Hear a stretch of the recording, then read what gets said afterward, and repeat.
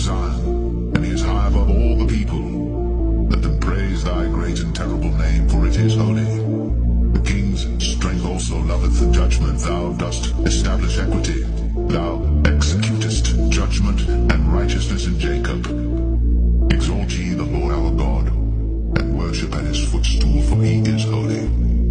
Moses and Aaron among his priests, and Samuel among them that call upon his name. They called upon the Lord, and he answered them. He spake unto them in the cloudy pillar, and kept his testimonies, and the ordinance that he gave them. Thou answerest them, O Lord our God.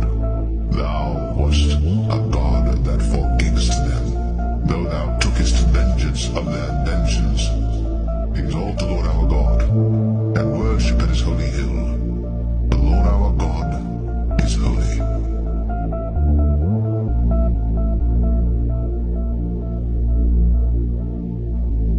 Psalm 100. Make a joyful noise unto the Lord, all ye lands. Serve the Lord with gladness. Come before his presence with singing. Know ye that the Lord, he is God. It is he that hath made us, and not we ourselves. We are his people, and the sheep of his pasture. Enter into his gates with thanksgiving, and into his courts with praise. Be thankful unto him, and bless his name. For the Lord is good, his mercy is everlasting, and his truth endureth to all generations.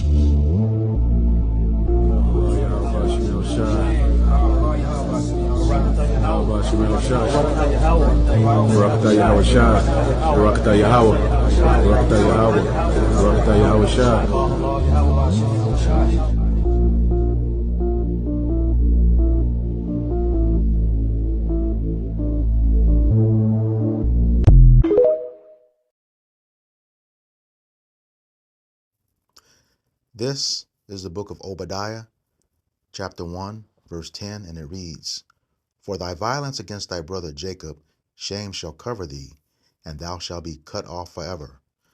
All praises, glory, and honor to Yahweh, Bahashem, Yahweh Shai, Bahashem, Rahakwadash. Double honors to the apostles and elders of Great Millstone who rule well in teaching us this 100% truth. Salutations to them and my fellow Akim who labor in this truth week in and week out on the highways and byways. Also salutations to the hopeful elect of the scattered 12 tribes of Israel, scattered to the four corners of the earth, that be like unto the speckled bird, also known as your Israelite foreigners, and your so-called Negroes, Latinos, and Native Americans. To you, I say Shalom. This is your brother Ayashar Barazar from the Indianapolis branch of the Great Millstone, coming back at you with another lesson that is edifying to the elect body of the nation of Israel. And, before I get into it, again, the name of the Father is Yahweh, which means he who is, he who exists, or he to be. And the name of the Son is Yahweh Shai, which means he who saves and he who delivers. Okay, Yahweh, Bahashem, Bahashem meaning in the name. All right, Yahweh Shai, Yahweh Bahashem, Yahweh Shai. All right, once again, this is yet another installment in our camps series called For Thy Violence Against Thy Brother Jacob. And it goes into the terrible atrocities that Esau, Edom, the so-called white man, has put us through being under his captivity, furthering our affliction, just doing some of the most heinous things that you can ever imagine. Okay, and I have a video that I'm going to play and then get into Harriet Washington's book, just some commentary on that too, just to give some quite a few examples of what has happened to us from the colonial times to the present. And when I say the present, I got another video clip of this Amalekite surgeon saying if you don't agree with his views, that your surgery is not going to come out well. All right, and that's just what it is. And again, these will be the views of the individuals that I will be playing and not mine. But just in case, here is the medical disclaimer, and it reads, "This video is for informational purposes only and is not intended to be a substitute for professional medical advice, diagnosis, or treatment. Always seek the advice of your physician with any questions you may have regarding a medical condition. Always consult with your physician before starting any exercise program or doing anything contained in this video. Always stop if you experience any pain, discomfort, or difficulties performing anything described in this video. And this is just informational purposes only. It's not telling you to do anything, just giving you a history of what has happened to Jake since we been here in America. All right. And this is the copyright disclaimer. A copyright disclaimer under Section 107 of the Copyright Act of 1976. Allowance is made for fair use for purposes such as criticism, comment, news reporting, teaching, scholarship, and research. Fair use is a use permitted by copyright statute that might otherwise be infringing. Nonprofit, educational, or personal use tips balance in favor of fair use. All right. So that's that. All right. So without further ado, I'm going to get into this video. Got some comments on that, and show you the book that I'm talking about, and then that clip about that Amalekite. Just to let you know this stuff is still going on. All right. So without further ado, here's the video. Racism in the medical profession has been killing black people for centuries. Let's take kidney or renal failure, for example. Black people are 4 times as likely to suffer from renal failure as white people are.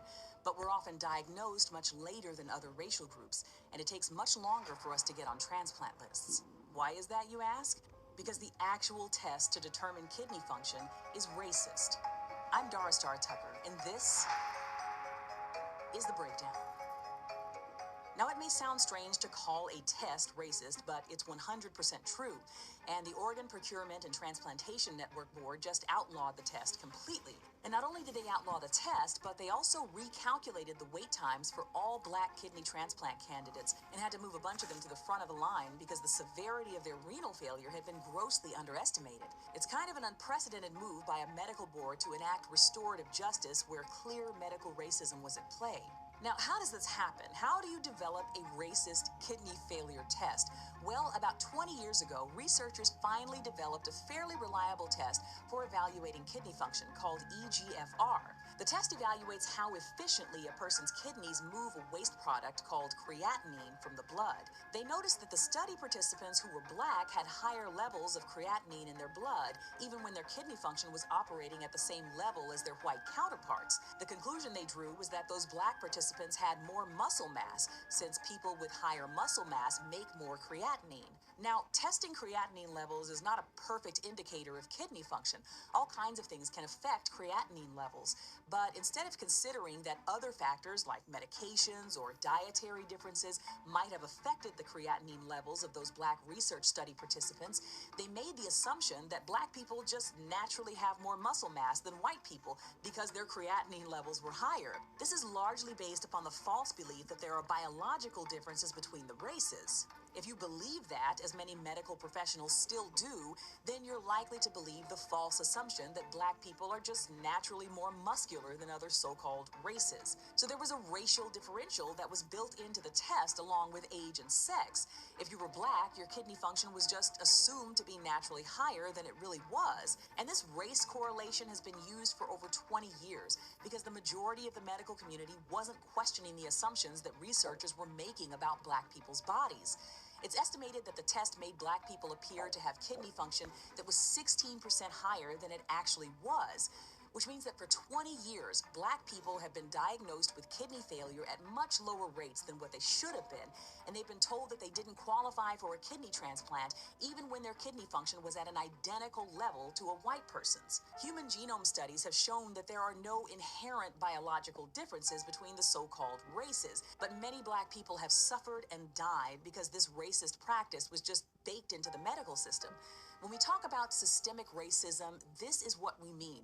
Institutions are often set up to devalue, dismiss, and deprioritize Black people, not because you have hood-wearing Klansmen or neo-Nazi skinheads at the helm, but because you have a handful of well-meaning researchers unaware of their implicit biases who are unconsciously applying their assumptions about race to their work in a way that has proven detrimental to Black people. The Oregon Procurement and Transplantation Network just approved eliminating this race-based calculation in 2022, and in 2023, they required that kidney transplant programs reassess their lists and make the necessary adjustments to reprioritize any Black patients who were disadvantaged by the racist test. Their Minority Affairs Committee, led by Dr. Nwamaka Inanya, is leading the charge to come up with a more equitable equation going forward. This is truly an unprecedented move by a major medical body to acknowledge wrongdoing and to take steps to alter its course.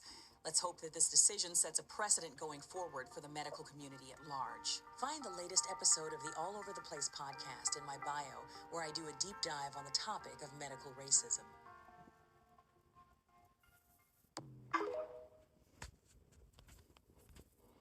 All right. This is the book I'm going to be covering, and I'm going to have some commentary from this one too. But the lady was in that video. I don't know if she's come across this or not. It's very popular, but those are not unconscious decisions by those Edomite doctors. They knew goddamn well what they were doing, and still to this day, you know, that Tuskegee experiment went on for 40 years. Everything they've been testing on us, they know exactly what they're doing. So it was not unconscious, okay? Not unconscious. Those people know who we are. They dominate the medical field. Every area, we know that. I talked about that in that interview, Hidden Tyranny, between Charles White and Harry Wallace Rosenthal.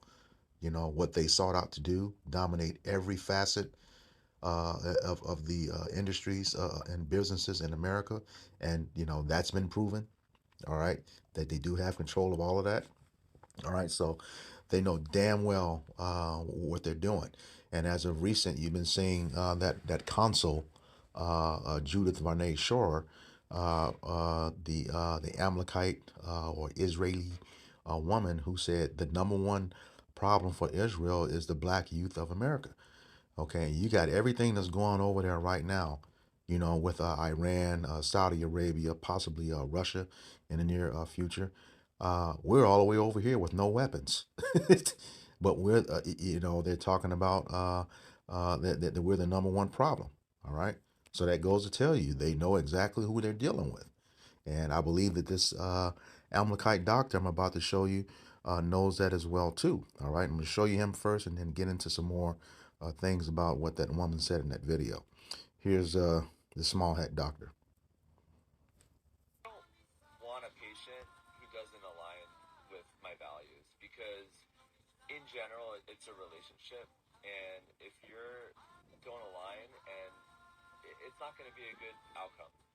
No matter how good my surgery is, it's just not going to work.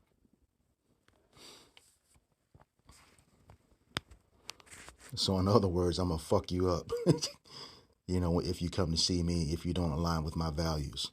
So pretty much he's telling you he doesn't want anyone else. All right, so with respect to that particular doctor, I'm going to get the book of Job 13:4.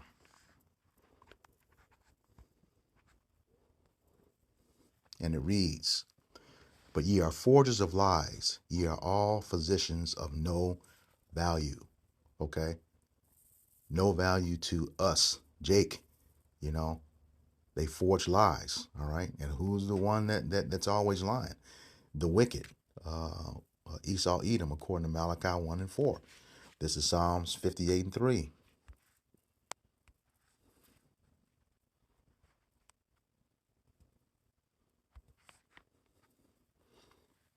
And it reads, "The wicked, Esau, Edom, according to Malachi 1:4, are estranged from the womb. They go astray as soon as they be born, speaking lies." That's all they do is lie. All right. Back to that Job 13:4. All right.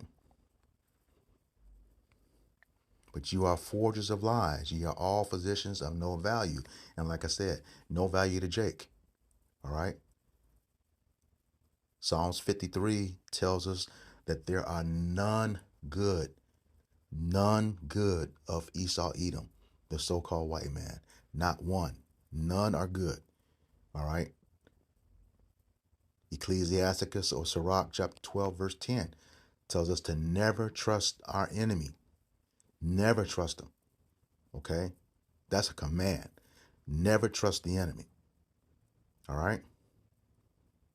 And especially in these positions, and you wonder why Jake doesn't like to go to the doctor. The ancestors always tried herbal remedies, and like I showed on that agenda yesterday, they're going to outlaw that, because they want to take control. All right, they want to take control. All right, but with respect to the physician we're supposed to have, who should be one of ours, because the scriptures is written to us, by us, and for us. Okay. It belongs to us and no other nation, according to Psalms 147, verses 19 and 20. All right, but this is the physician we're supposed to have. This is a Sirach. It's in the Apocrypha, also known as Ecclesiasticus, chapter 38, verses 1 through 3. And it reads, Honor a physician with the honor due unto him for the uses which ye may have of him, for the Lord hath created him. Okay? It says, the Lord has created him.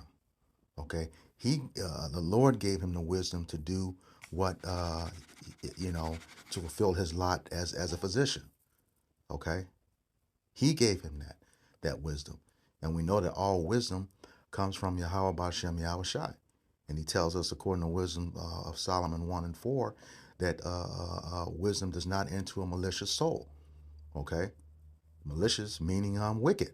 All right? And that's exactly what Esau is. Okay? So it's not talking about them. All right? Verse 2. For of the Most High cometh healing, and he shall receive honor of the king. All right? So when we get into these commentaries from that book, there was no healing there.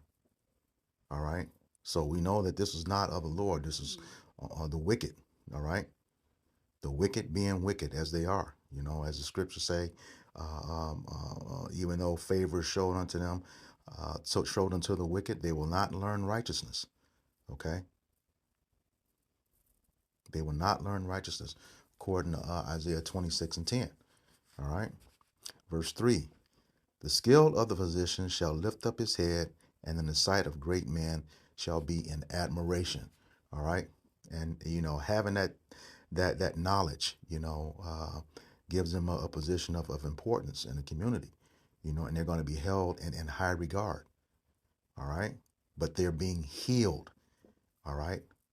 According to the knowledge, wisdom, and understanding given to them by Yahweh Bashem Yahweh Shai to fulfill that lot as a physician. Healed, not harmed. Okay? That's the difference there. Now, that that's been addressed, dealing with what that woman said in that video. First of all, number one, there's no such thing as black people or white people. The ones that are melanated are all shades of brown. Okay? When you go into the etymology of the word black, it means everything bad or evil, dark. Okay? Without light. All right? Same thing, there's no such thing as white people. We know that term was implemented in 1681.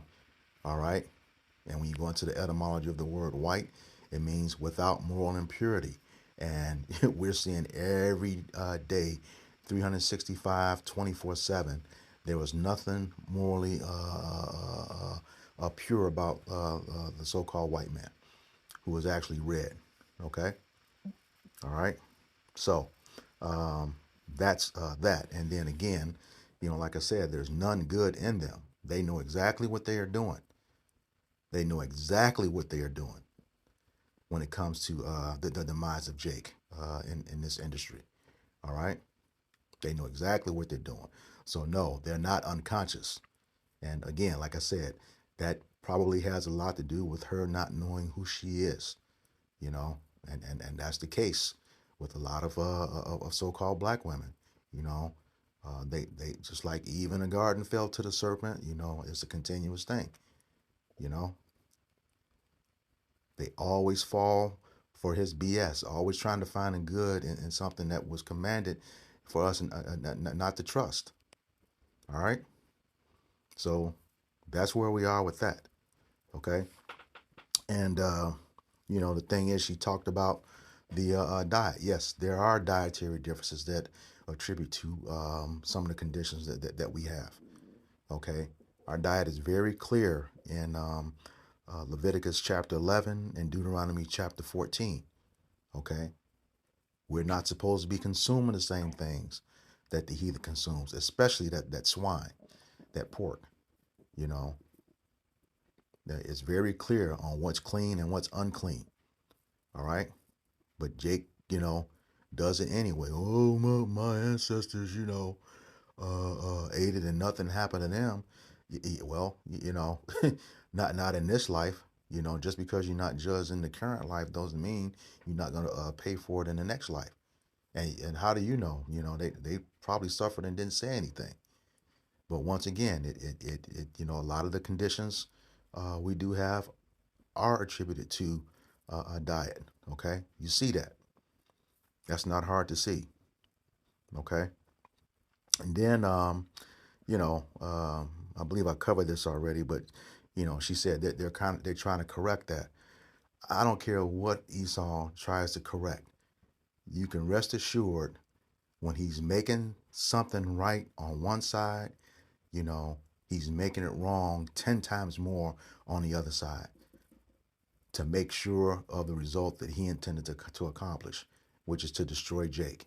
That has been his MO since the very beginning when he lost that birthright, going back to Genesis 27, around the 41st verse. Okay? That has been his MO the whole time. All right? And then she says, there are no biological differences. That's bullshit. All right? And I can go right to the scriptures and prove that. This is the book of Genesis, chapter 25. It's talking about Jacob and Esau. I'm going to go straight to the point. Verse 23. Okay? And the Lord said unto her, I'll just start at 22. No, 21. And Isaac entreated the Lord for his wife, because she was barren. And the Lord was entreated of him, and Rebekah his wife conceived. Verse 22. And the children struggled together within her, and she said, If it be so, why am I thus? And she went to inquire of the Lord. Verse 23. And the Lord said unto her, 2 nations are in thy womb, 2 manner of people shall be separated from thy bowels. Two different people in your bowels, okay? And the one people shall be stronger than the other people, and the elder shall serve the younger. Okay? One people shall be stronger than the other people. We know that right away. With Jake, just look at employment. Jake loses a job, he deals with it, struggles a little bit, has a hustle, finds another one. The one that wants to do right. But what does Esau do when he loses his job? He goes shoot up the place. If he doesn't shoot up the place, and then will shoot himself. Or, it gets so unbearable that, he'll cast himself out of a 20-story window. Okay? We don't do that. And it says, the elder shall serve the younger. Well, let's see who that is. Verse 24. And when her days to be delivered were fulfilled, behold, there were twins in her womb. And the first came out red all over like an hairy garment. And they called his name Esau. Okay? And that name Esau goes to the Hebrew Ashashua, which means wasted away is he. He's got no melanin. Okay? And that red is because you can see his blood through his skin. People say, well, your blood is blue before it hits oxygen. Okay. Uh, slap the fuck out of an Edomite and see if he turns blue, or if his face turns red. Okay. Yeah. There you go. It ain't blue. It's red. All right. Verse 26. And after that came his brother out, and his hand took hold on Esau's heel, and his name was called Jacob. And Isaac was 80 years old when she bare them. All right. And Jacob didn't have to be described because he was melanated just like everybody else. Okay. And we are stronger people.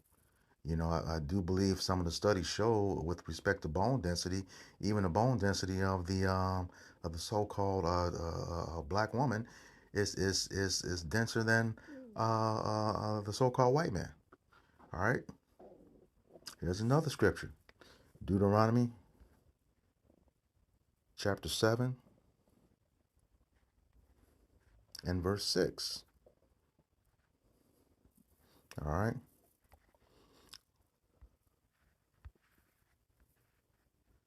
And it reads, For thou art an holy people unto Yahweh thy power. Yahweh thy power hath chosen thee to be a special people unto himself, above all people that are upon the face of the earth. Let's get that word special. I'm going to get it in the Merriam-Webster's dictionary. Special. A special people, so that's an adjective. It's describing the people. Okay. Adjective. Special. Definition 1. Distinguished by some unusual quality, especially being in some way superior. That's a cut right there to what she said about there not being any differences. Okay? Definition 2. Oh, Salakia. Go back to that special.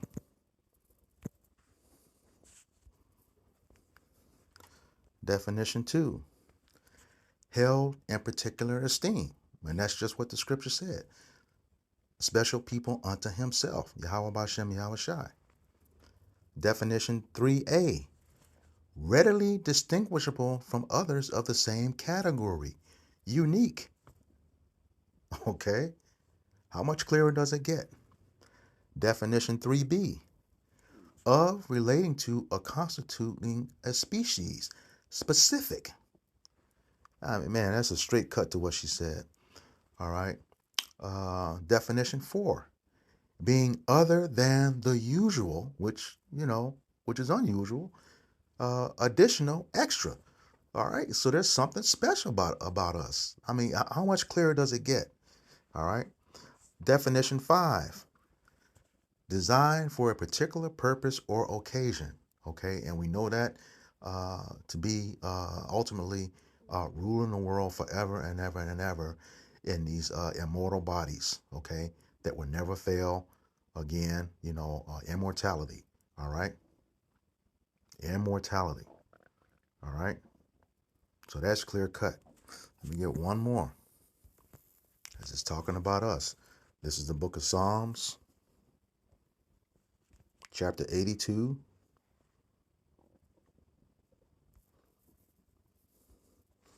Beginning at verse 6. And it reads, I have said, ye are gods, lowercase g, and all of you are the children of the Most High. Verse 7. But ye shall die like men and fall like one of the princes. Okay. We are gods, but we shall die like men, which is, indicates we were brought to a lower state. All right. And we know that. All right. We're in a lower state right now. Definitely in a lower state. We're not in our capacity of what was intended to be from the very beginning, immortality. But we had to learn this, All right. We had to learn this. All right. So we were never intended to die. Okay. This is just to prove that, Sirach or Ecclesiasticus, chapter 37 in verse 25. And it reads, the days of the life of man may be numbered, but the days of Israel are innumerable. Innumerable. You can't count them because it's immortality. Okay? Because we've done our best to keep the law. Okay? That is the whole purpose, to come into that immortality by having the faith, doing the work, and doing our very best to keep the law, statutes, and commandments. Okay? But, that was lost because we ate from the knowledge of a tree of good and evil. All right? Now, if we had kept with the tree of life that was given to us, things would be different right now. But that wasn't Yahweh Bashem Yahushai's plan. Let me get that. This is Sirach, chapter 19, verse 19. And it reads, the knowledge of the commandments of the Lord is the doctrine of life, and they that do things that please him shall receive the fruit of the tree of immortality. Immortality is everlasting life, which goes back to Isaiah 45 and 17. Israel, world without end. We will never be confounded. Okay? And those immortal bodies is talked about in 1 Corinthians chapter 15, verses 50 on down. All right? So that's where we are with that. Okay? We are those, we are that special people. There are biological differences between us. All right? Hell, even the scholars knew that when they were studying the skulls. Okay? In some of these cases, they were operating on the Judite woman without anesthesia, And you'll see that in these commentaries. All right? So, because of that stuff that, Esau, Edom, the so-called white man, has done to us, is a couple of scriptures. Like I said, throughout this series, you're going to hear some of the same precepts coming out about Esau having to pay for what he did because he used the same playbook, Use the same playbook when it comes to Jake, and some Jake just don't wake up and see it. All right? This is the book of Amos, chapter 1, verse 11, and it reads,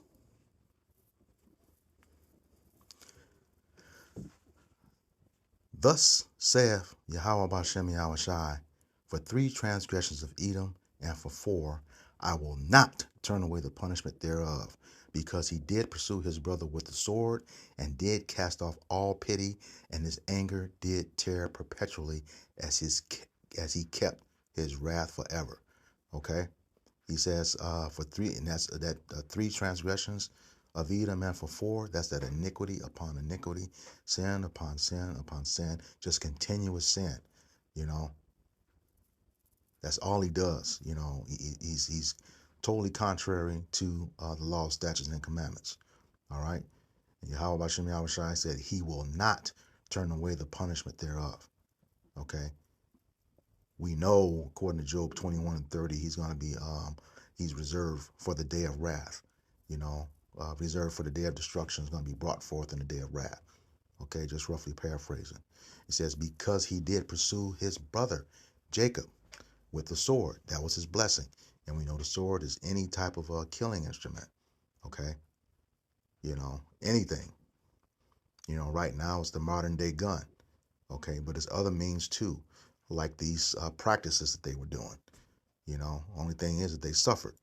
All right? And he said he did cast off all pity. He had no mercy on us when he was doing it. Okay? Didn't feel sorry at all. And you can see that in some of those pictures. During the Jim Crow era with the hangings, they're standing in those photographs, smiling, But if that was a puppy, their whole world would come crumbling down. But that wasn't the case when it came to Jake, okay? And he kept his wrath forever to this date, okay? Forever until Yahweh Shai comes back for us, for our salvation, comes back on those chariots, when the Father gives him the green light to go. All right. because the scriptures say, he knows he has a short time. Okay, there are bounds he cannot pass, so he's going to come down with great wrath. All right, so yeah, that's Esau Edom, and he said he will not turn away the punishment thereof. All right, this is Ezekiel chapter 35,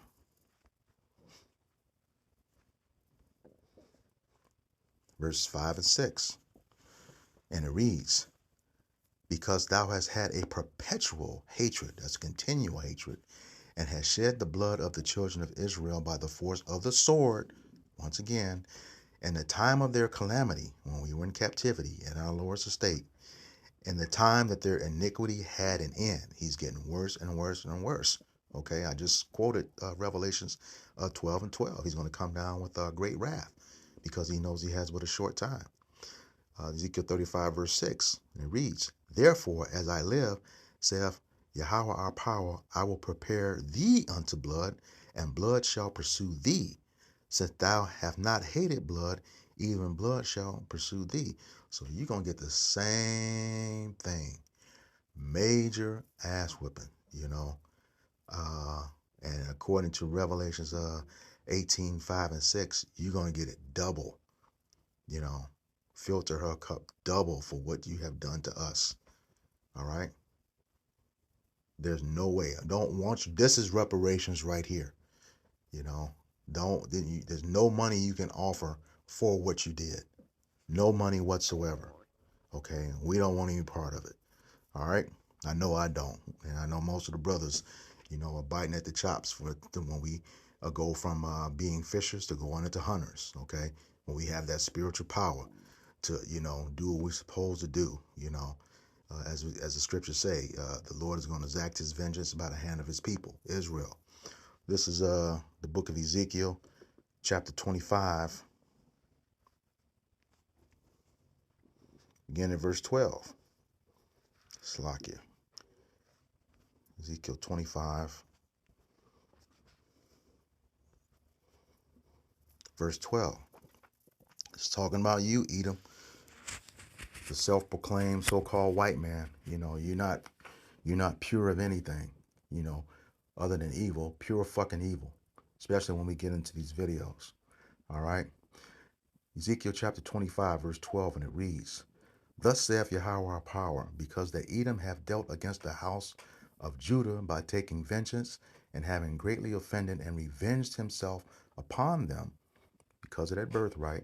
Verse 13, therefore, thus saith Yahweh our power, I will also stretch out mine hand upon Edom, and I will cut off man and beast from it, and I will make it desolate from Teman, and they of the Dan shall fall by the sword. All right. The same thing you killed with is going to come back upon you. All right. It's going to make it desolate, wasted, nothing left, barren, not able to produce again. According to Isaiah 14, chapter 14, verses 21 and 22. All right. Verse 14. And I will lay my vengeance upon Edom by the hand of my people Israel. And they shall do in Edom according to mine anger and according to my fury, and they shall know my vengeance, saith Yahweh B'Shem Yahweh Shai. All right. And what is that vengeance? Once again, according to Revelations 18, 5 and 6, you're going to receive double of what you did. All right. And then according to Obadiah 1 and 18, going to be rounded up by, Jacob and Ephraim. Let me go ahead and get that. It reads a whole lot better than me trying to quote it. Obadiah 1 and 18.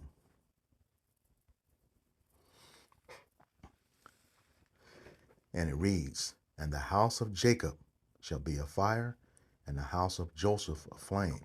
That's the southern and northern kingdom respectively.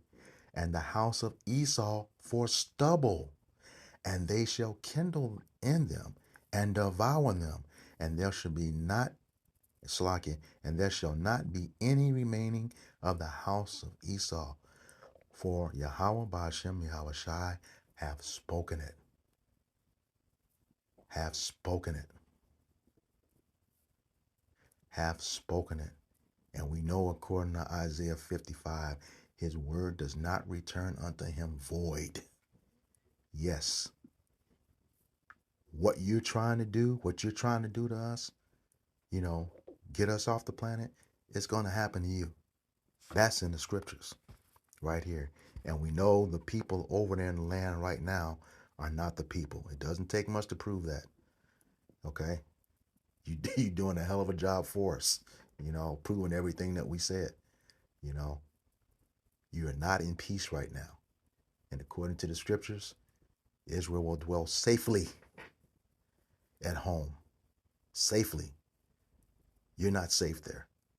Okay? As a matter of fact, it's everywhere. You trying to play victim, like you had that lady step out. She made a fool of herself yesterday on that college campus, trying to incite somebody. They weren't paying no attention to her dumb ass. All right? Close out here. This is the book of Revelation.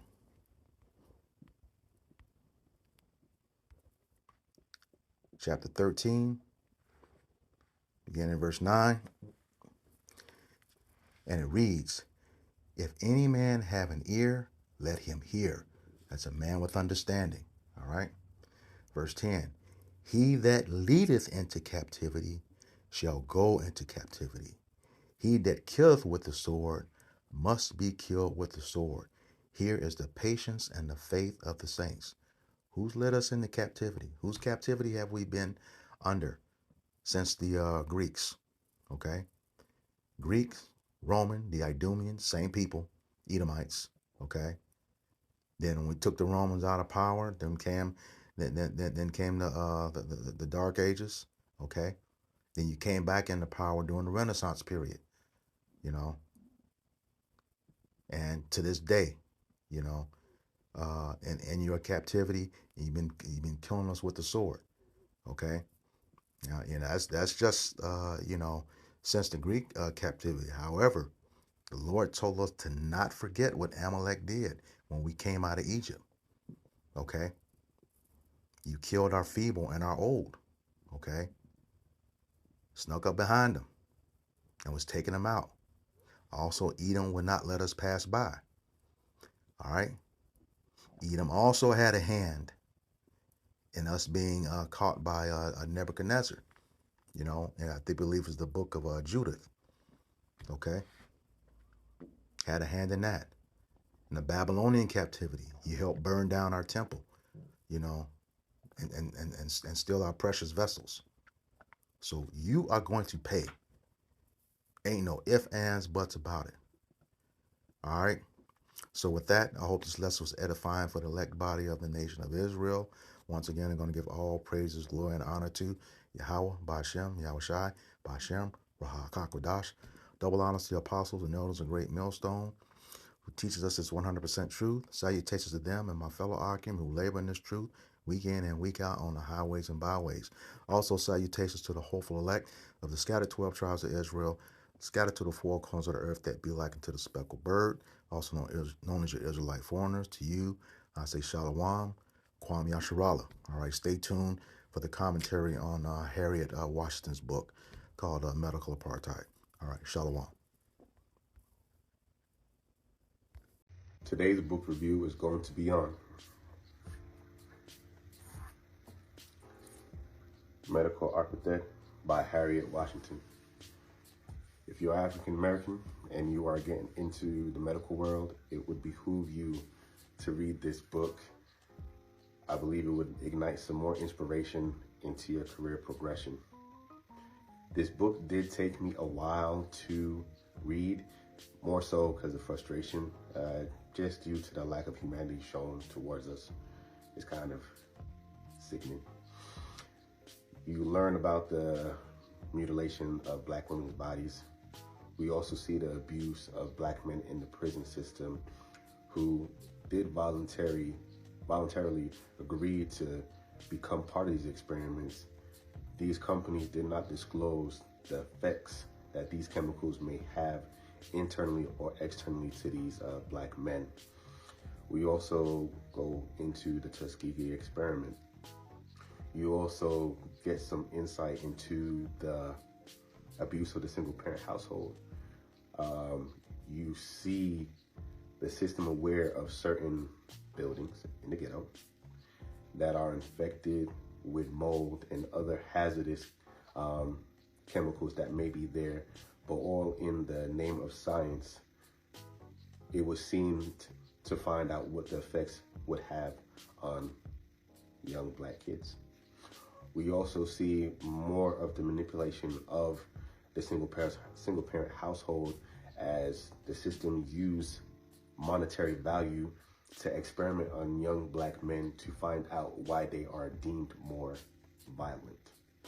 So this book basically gives a good insight into why we have agoraphobia, that is a word, why we have this phobia of the medical industry due to the grocery list of abuse that has happened in the name of science, and all done by the use of Black bodies to make science what it is today. Because it's we got to be honest, a lot of the practices that are done now have stemmed from some of these experiments that were done to us. So once again, if you are aspiring to get into the medical industry, please read. Peace. Wow. One of the most horrific things I've ever read, man. But also one of the most insightful things. Add it to your library. The first thing is most horrific that I read. I did not know. My pops and my grandfather's generation never liked going to the hospitals, right?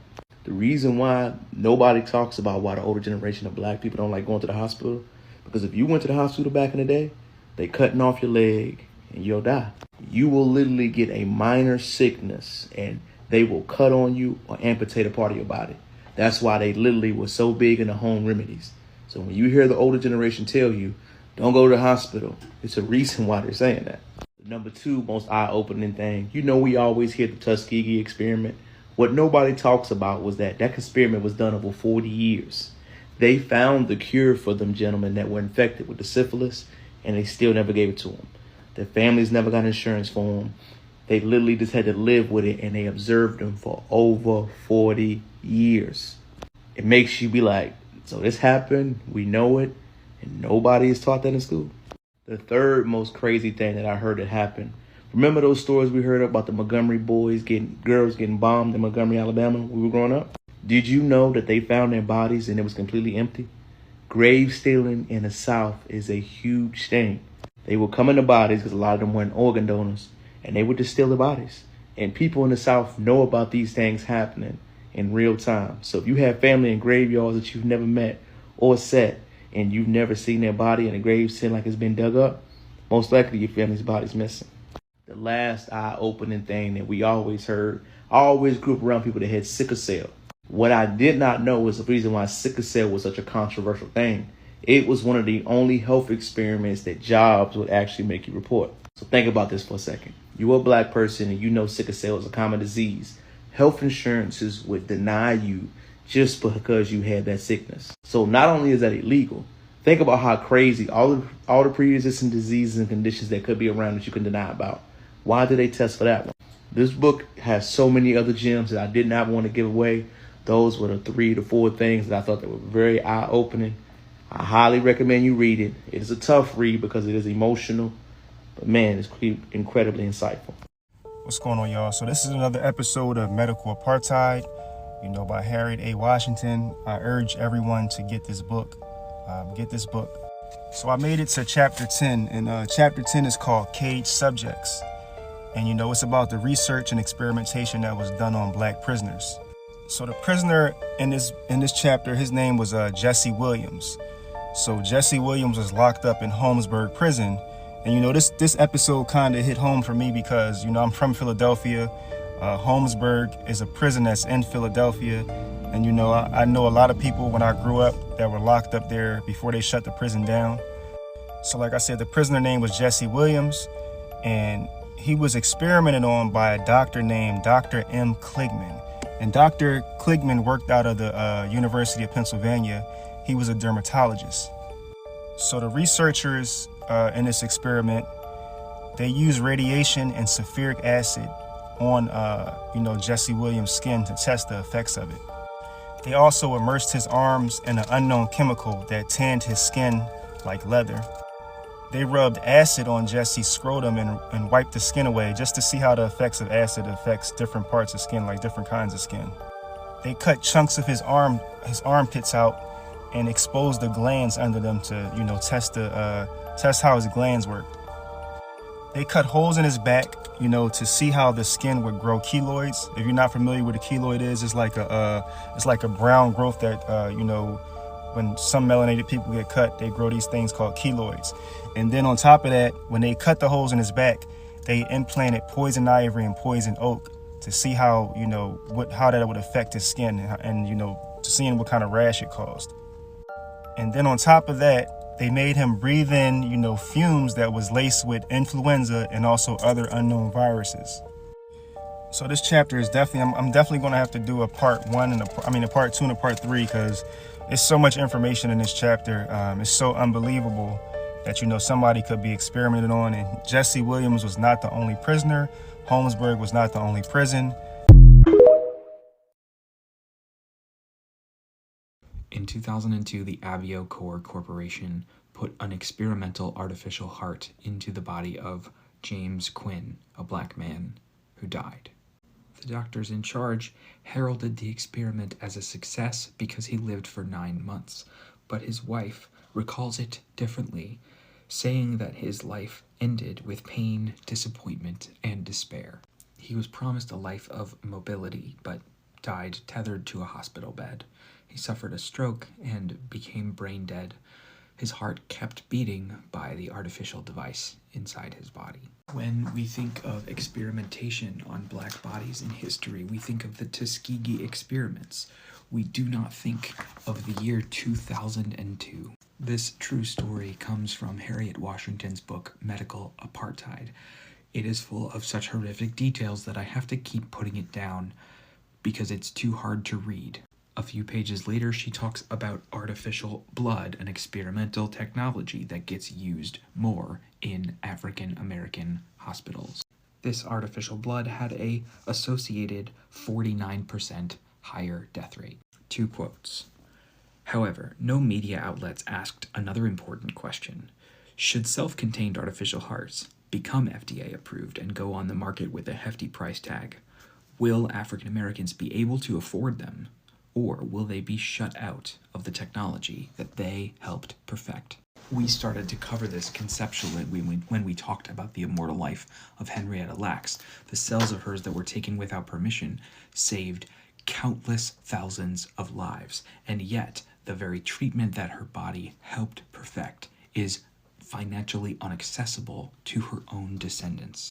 But it isn't just medical technologies that are used in an experimental, non-consensual way to the detriment of the black community. Dr. Ruha Benjamin, in her 2019 book, Race After Technology, explains this. Crime prediction algorithms, like prison sentencing algorithms, and like facial recognition systems, are experimental technologies being developed that have a detrimental effect on the black community. But before I give you more examples of doom and gloom, I want to look at one bright spot. I learned about the power of bright spot analysis in this book, which incidentally was also recommended in this book. These are 2 of the books for hope that I mentioned in a previous video. Hundreds of thousands of you watched the video where we talked about the pounds of racism birth weight gap between races in this country. Krieger found the black-white mortality gap shrank from 1966 to 1980.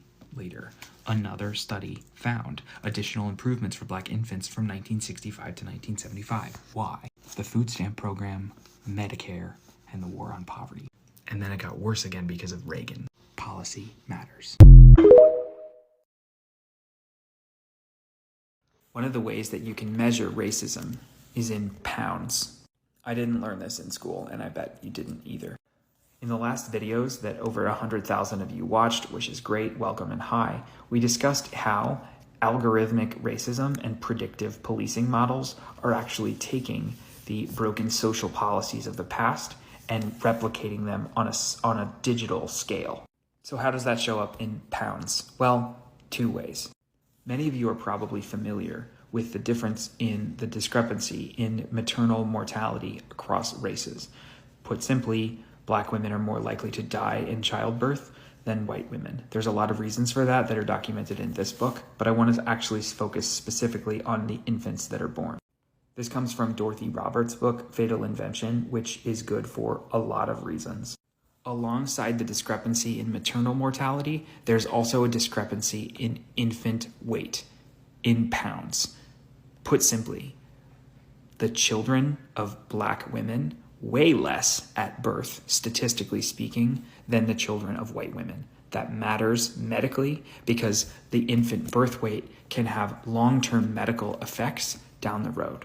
It wouldn't be unreasonable if you heard this to think biologically that this may be a genetic problem. This may be something like sickle cell anemia. It could be related to intrinsic biological differences between the races. Robert's book puts basically all of that nonsense to rest, but I'm going to give you one specific way that we know that that wasn't true in this specific case.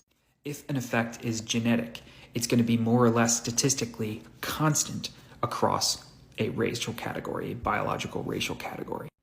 But sometimes history gives us a natural experiment. Following 9/11, there was an increase in Islamophobia and in anti-Arabic hate crimes. That was measurable not just in statistics of crimes, but it was also measurable in infant birth weight. And not just all of the infants born to Arabic women post 9/11, specifically infants born to the women with Arabic-sounding names. This was not a genetic problem. This was a social problem that manifested itself in the biology. And if you're persnickety about causality or correlation, you can read the follow-up studies that were done that track birth weight over decades, confirming this hypothesis. The social world that we construct with our policies has biological ramifications. Put differently, there are no meaningful genetic differences between the races. There are differences in health outcomes across races. That's not because of genetics. It's because we built the world that way.